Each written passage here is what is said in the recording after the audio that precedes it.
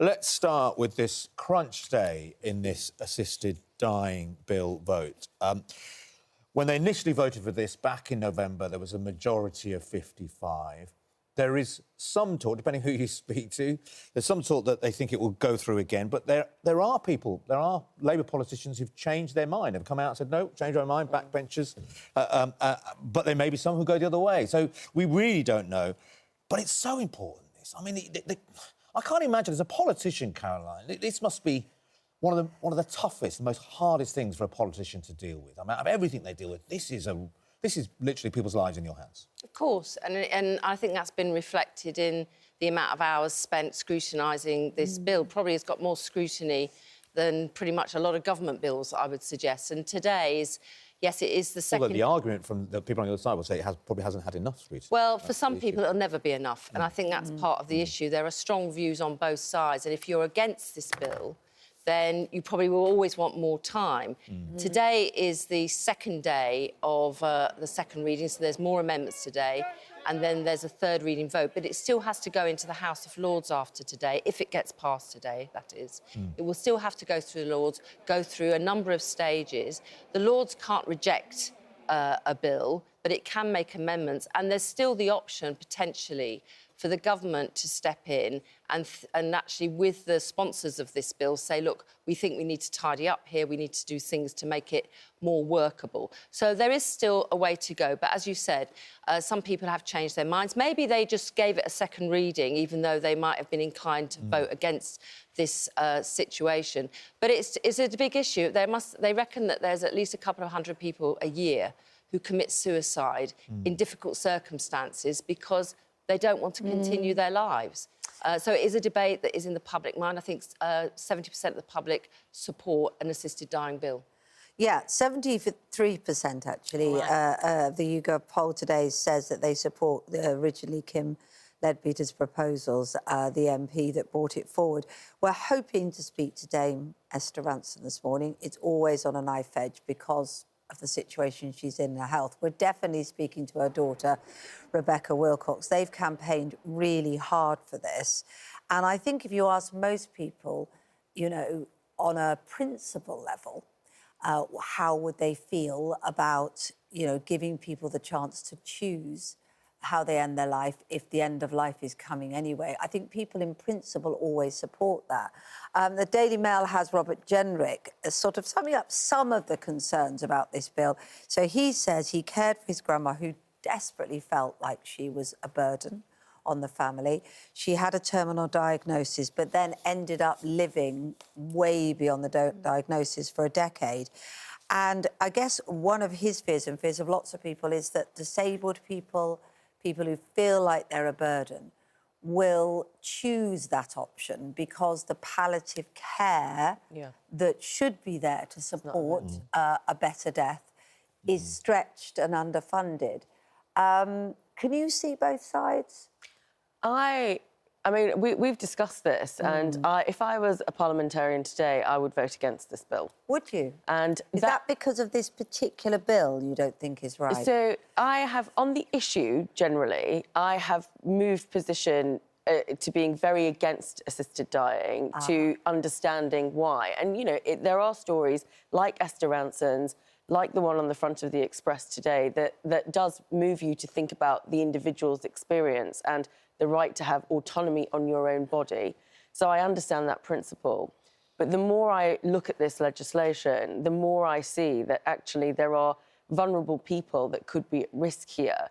There are lots of disability charities, there are lots of people who are dealing with mental health illnesses and issues who would question actually the strength of protections for vulnerable people and indeed the protections around the process of the doctors that would make the judgment call about assisted dying. Yeah, and the point is, Summer, you know, you look at governance, and they say good governance for politicians generally is to, yes, you govern the country, but you have to leave certain things to the experts, and you call on the experts. Now, when you consider this, that the Royal College of Psychiatrists, the Association for Palliative Medicine and the Royal College of Physicians have all raised serious concerns. Now, those are the people that are going to have to implement this or be responsible for it. And if they're saying they're not comfortable, yes, politicians are elected officials, but they're not experts. Yeah. Well, I mean, look, we're going to... The whole point is that you have to represent and you have to sort of take a view based on what's in front of you. And I agree that actually in the delivery of what this law is going to do, it is the people that you've listed in terms of the medical professionals who are going to ultimately have to implement this law But and there are make many those choices. medical professionals, though, that feel they would like to have clarity of law to help them. Help people. But I think in that also situation, true. because that's difficult. I mean, I don't know, Sam, if you've been with someone in this position. I've sort of been on both sides, but actually, because I think there were times when I could have been pressured with Derek, that there was no chance of recovery, and to sort of assist the departure, and fought very hard against it, and was right to, because he came through. But I've also been on the situation where somebody's been in an excruciating amount of pain, and the last 10 days of their life were unbearable to watch, let alone for them to endure. So I can see both sides, but it's getting legislation that protects both, isn't it? So, I mean, the Royal College of Psychiatrists have made some points, but part of their point is we want more funding, right? And there are a number of psychiatrists and other medical people who have a different view to that put forward by their organisation. Yes. And, you know, there is clearly an issue around palliative care and social care more generally. But I think at the same time, you know, we have to recognise that people who can afford to in this country can go elsewhere to Switzerland and pay for this with no safeguarding here at all for that. And be away from their families, exactly, and be away can't from their take anyone home. with them and can't be with those people. And maybe in those circumstances, actually having law in our country would be better, because there needs to be 2 doctors. There needs to be there will be a panel under the bill as it stands that would include doctors, but also a psychiatrist, but also a safeguarding element in terms of legality as well. You talk about the money issue. I mean, you know, former Prime Minister Gordon Brown makes I think, a really interesting point. A lot of people have said this, that, you know, yes, you can apply a legal right to assisted dying, but it must be matched by an equivalent right to high-quality palliative care. Because otherwise you're forcing people to decide, well, I don't want that. If that's the way I'm going to have to live the rest of my life, because I'm not going to get the care I need, then I will take this option. So you need to have a level playing field for people to be able to make a decision. And we know, everyone knows the state of the NHS at the moment. Yeah, but lots of people do get excellent palliative care in this country. Not maybe everybody, but lots of people do. And where it's provided, it is extraordinarily, not just for the individual who has a terminal illness, but also for the family as well. Those that can afford it can have private health care. But, in some ways... discriminate against the poorest. But in some ways, Adil, I think, you know, it's not an either-or. And one of the, I suppose, that's other the difficulty, aspects... I think, Caroline. It's legislating for the individual situation where both should really be working in parallel to protect, shouldn't they? And you know, maybe also part of what's come out of this debate is actually that discussion about palliative care as well, because let's be honest about it, palliative care has never been fully funded by the NHS. Often hospices are run by charitable organisations who get money, maybe some money from government, but as you say, Kate, they're entirely charitable. So there's never, you know, there's never been an NHS answer to that per se. And also for lots of people, they also want to die at home with their loved ones around them. And there's a different sort of care needed for that as well. But I do believe, and I would vote for the third reading today, because I do believe we need to have a system that works for what is going to be, I would say, a very small number of people for whom this is their choice, which is denied at the present time. Well, it's a crucial vote. Salma, I suppose one of the concerns isn't it, is that it's taken a huge force to get to this point of discussion, to bring it into the public consciousness, because it's not a part of our lives that we like to think about, either for ourselves or for our loved ones. And I'm sure Rebecca Wilcox would say that if this isn't passed today, even if it then needs further scrutiny in the detail, then it'll be another decade before it comes back, which for, you know, thousands and thousands of people will be a terrible way to end their life. This is exactly why the process point that Caroline made earlier is quite critical here, because there are 2 ways, you know, for those campaigners, if they want this to continue currently, One is for the Lords to take it, because it was in the Labour manifesto, to offer the vote. They can't just out and out reject the bill, as they can in other circumstances. Or the government can come in and decide that it's going to take ownership of the bill, because this is a private member's bill. This is not something that's been commissioned by the government. It's from an independent member of the House. And they could try and find that accommodation that might give people like me, who are currently against the legislation, comfort that actually there are going to be some vulnerabilities that won't be exploited with this. OK. Well, look, this is such a crucial day and such a significant day. We will be hopefully speaking to Esther Rantzen, certainly her daughter, after 7, and the vote, of course, will take place later on today in the House. Let's move on. Donald Trump and Iran. I mean, this is, you know, it's suddenly been called an Iran-US sort of war. But we mustn't forget that Israel are still part of this, big part of this. But Donald Trump, after a lot of sort of threatening and saying we're going to go in the next couple of days, I want to make a decision, it could be within a week, has now decided he's going to take up to 2 weeks to make a decision. So some people are saying he's sort of sitting back. He's caught, isn't he, Donald? Looking for an off-ramp, yeah, you know, whether it's being described. Whether it's a negotiation tool or not, but he's in a difficult situation, he's Donald Trump, because part of his sort of manifesto was that we're not going to get involved in foreign wars. It was only said it quite recently. Yeah. And a lot of the MAGA movement are saying, well, hang on, come on, why are we bothering with this? So he could lose a lot of support by doing this. But at the same time, you know, we are talking about the potential of a country in the Middle East being able to build nuclear weapons. Maybe not imminently, but sometime in the future. And this war could escalate and get out of hand, where only truly the US could put an end to it, really. Well, yeah, but, you know, trying to predict what Donald Trump might do is like, it's like trying to give medicine to a toddler. You never know where it's going to go. It's just completely erratic. And I say this, you know, knowing that he's the leader of the free world, he's the president of the United States, but my God, it's hard pinning jelly to a wall. I think medicine to the toddler is probably the best analogy I've ever heard. But the reality here is, he's gone into this strange position where he's sort of saying, I want Iran to come to the negotiating table, but I might bomb you. And, you know, we don't know the legality. Is he using that as one of his tactics? We've seen that, haven't we? Ratchet up the pressure. Potentially. And to convince people he's serious and then bring it to the negotiation table. There's also the other element, of course, that he's not necessarily thought it through. Exactly. And one of the arguments the Times is detailing today, and in other papers as well, is that he was made very clear to him yesterday that, you know, Iran had the ability to hit United States bases in the Middle East, kill American troops for retaliation of early military intervention.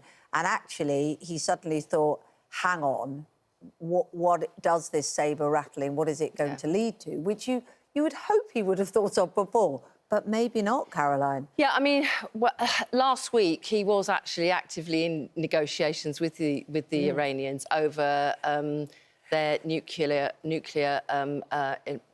power programme, which might lead to developing a nuclear bomb. And that's the issue here, is that, you know, countries can have nuclear power, but to stop proliferation and creating nuclear bombs, you know, there are investigators who look at this. And last week, of course, the United Nations watchdog raised concerns about what was happening in Iran in terms of actually creating enriched uranium, which can create a nuclear bomb. And nobody wants Iran to have a nuclear bomb, do they? I mean, that, I think we all agree on that. None of us want that. None of us want that, because, you know, that could be a nightmare. Well, hang on. Some people might also say they don't want Israel to have a nuclear bomb. Well, Israel has never confirmed or denied, actually, it's got a nuclear exactly. bomb. They don't sign up to the treaty that they should. Well, but we've got a theocracy operating in Iran, which is funding 2 armies to attack Israel.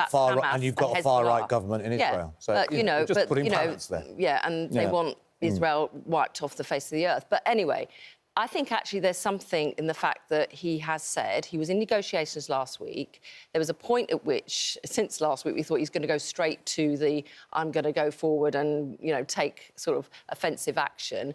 The fact he's saying 2 weeks, let's just breathe, because that is a positive thing. Keir Starmer and others are looking for de-escalation here. It is interesting, the politics, as you said, Adil, because the Republicans are split on this.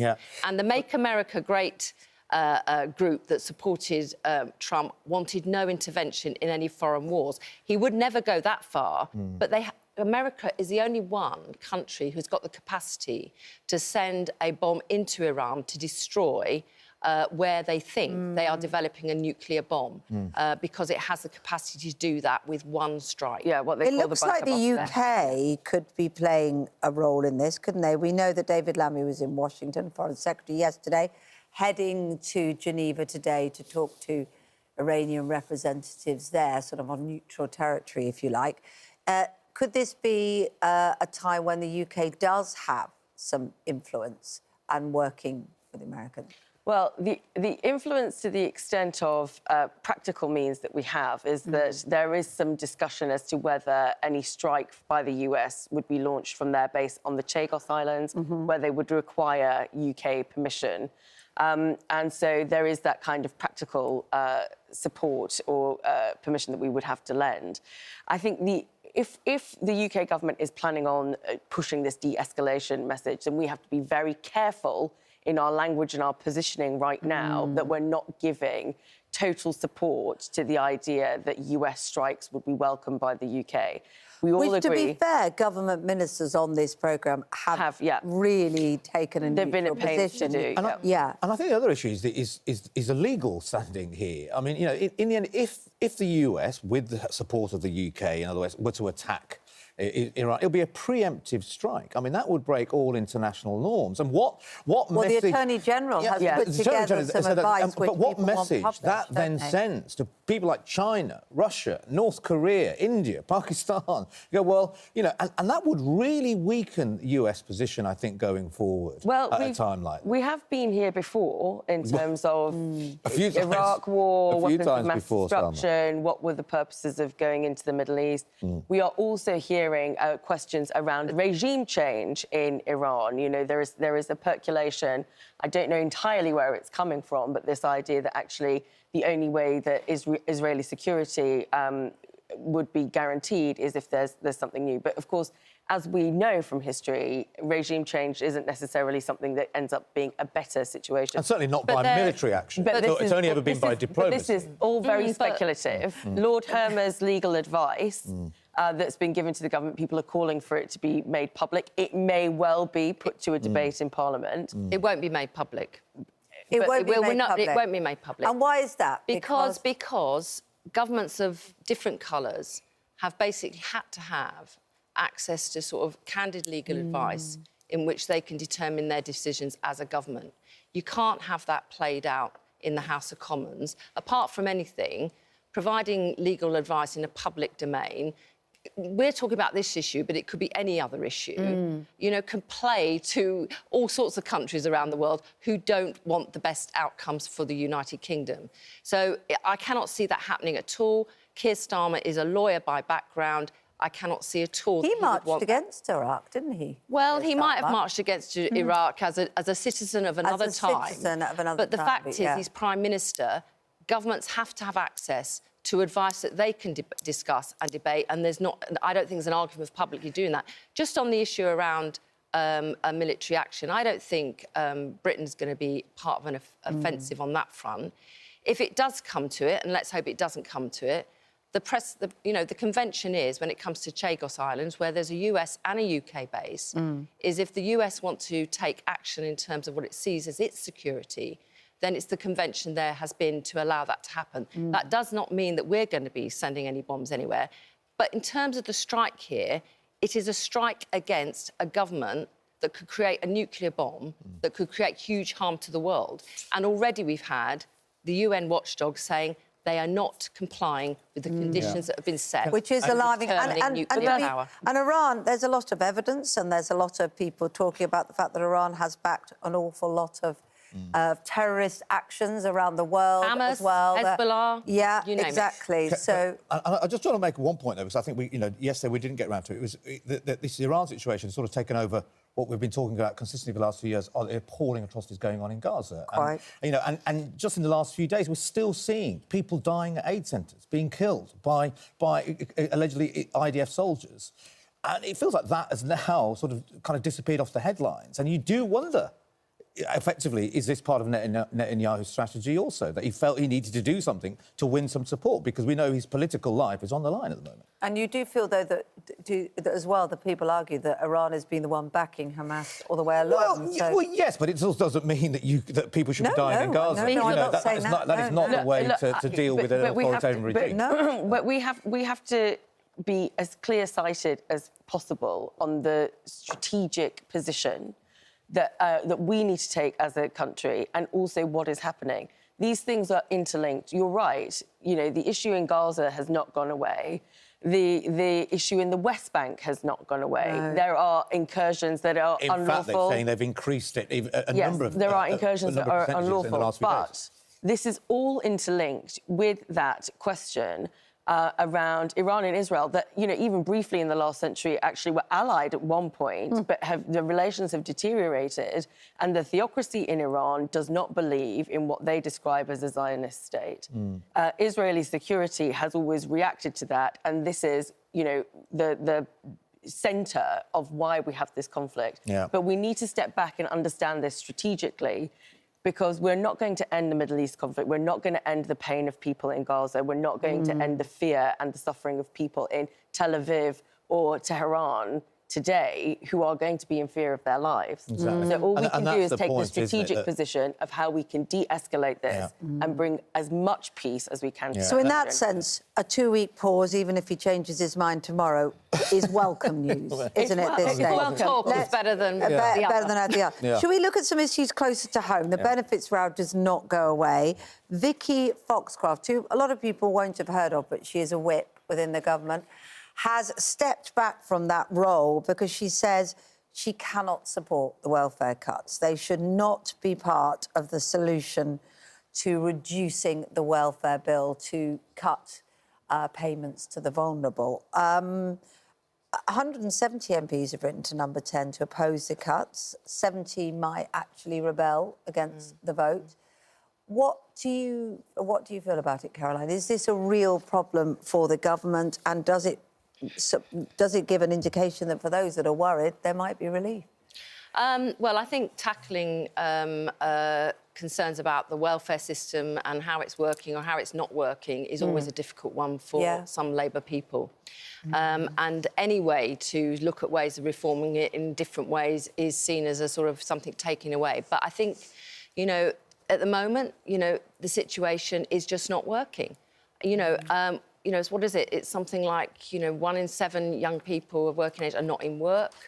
We know that the numbers of people going on to the sort of sickness part of the universal credit, on the personal independence payments, has rocketed in the last few years. Now, you know, of course there are people who are ill, of course there are people disabled, and of course there should be safeguards for them. But actually, for a number of those people, we should be focusing on how do we get you back into work? How do we support you in work? We have disability rights legislation that makes it illegal to discriminate against disabled people in the workplace. So what are we doing to make sure those rights are enforced? And at the moment, we've got a system that is incomparable to other countries like ours in other parts of Europe, with the number of people who are economically inactive. For all the things we want in terms of what comes with work, which is, I think, actually looking after yourselves with support for the safe, but looking after yourselves, having a life, having children brought up in a home where there is work, is really important. But we can't sustain the systems we've got at the moment. I think what Liz Kendall is trying to do is actually increase the rate on universal credit, from what I understand, but say that actually looking at some of the payments around a disability and PIP, it can't be a one-size-fits-all, because some of those people perhaps could work with the right support. And I think that's a discussion that has to be had. All those people, and I'm sure Vicky Foxcroft as well, will be saying the system isn't sustained, we've got to do something. Well, to do something is to make sure we have support to get people in work and stay in work.